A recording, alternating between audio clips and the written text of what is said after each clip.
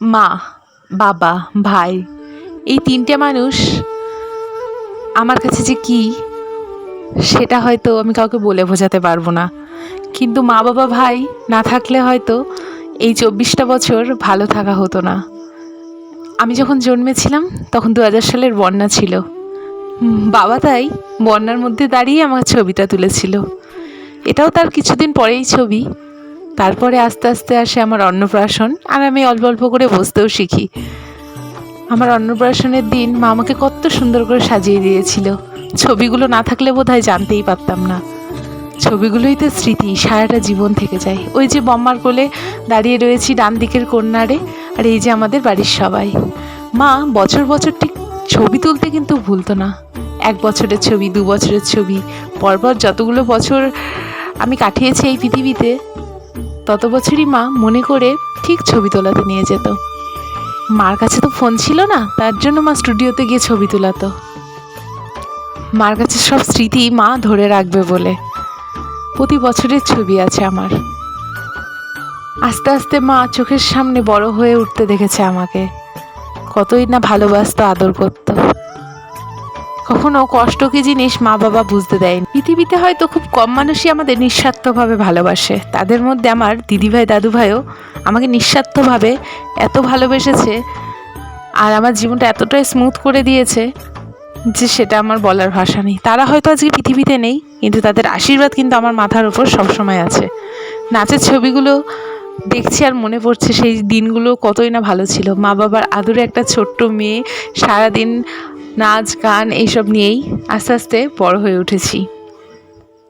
আমার মা চাইতো কি সবসময় আমি জীবনে এগিয়ে যাই।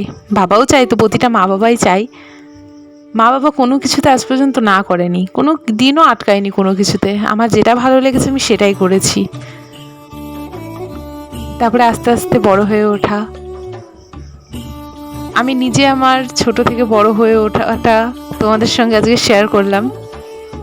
আমাদের সময় তো এখন ফোন আছে, আমি আমার মেয়ের ছবি প্রতি মান্থলি তুলি, কিন্তু আমার মা ঠিক মনে করে কিন্তু প্রতি মান্থলি না পারুক, প্রতি বছর কিন্তু ছবিগুলো ঠিক সযত্নে করে তুলে রেখেছে।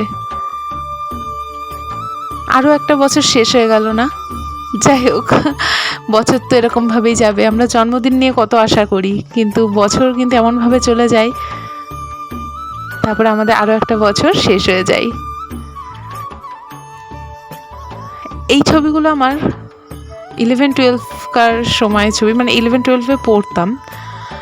তারপরে আস্তে আস্তে আমার নিজের ফোন হয়, তারপরে এই ছবিগুলো আমার নিজের ফোনেই তোলা। আগে মা তুলতো, আর এখন নিজেই ভালোবেসে তোলা শুরু করেছিলাম। সেটা অবশ্য আমি পড়িয়ে, টিউশন পড়িয়ে নিজের ইনকামে ফোনটা কিনেছিলাম।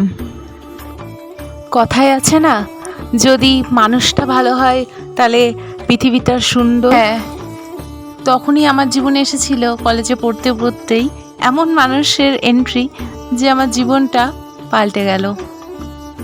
সুখ দুঃখ ভালোবাসা সবার জীবনেই থাকে, কিন্তু ভালোবাসাটা বোধহয় একটু বেশিই আছে। আমাকে সবটা বোঝার মতো ক্ষমতা যদি কারোর থাকে, শুধু এই মানুষটার। আমাদের বিয়ে ঠিক হলো, রেজিস্ট্রি হলো, আইবুড়ো ভাত,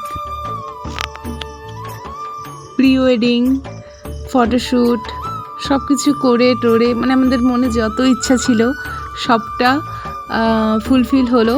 তারপরে বিয়ে হলো। প্রতিটা মুহূর্তে আমার পাশে থেকেছে, আমার সব আবদারে হ্যাঁ বলেছে।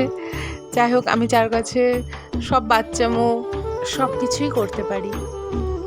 তারপরে তোমাদের আশীর্বাদে আমার কোলে তো মিষ্টি ফুটফুটে একটা মামা আসে।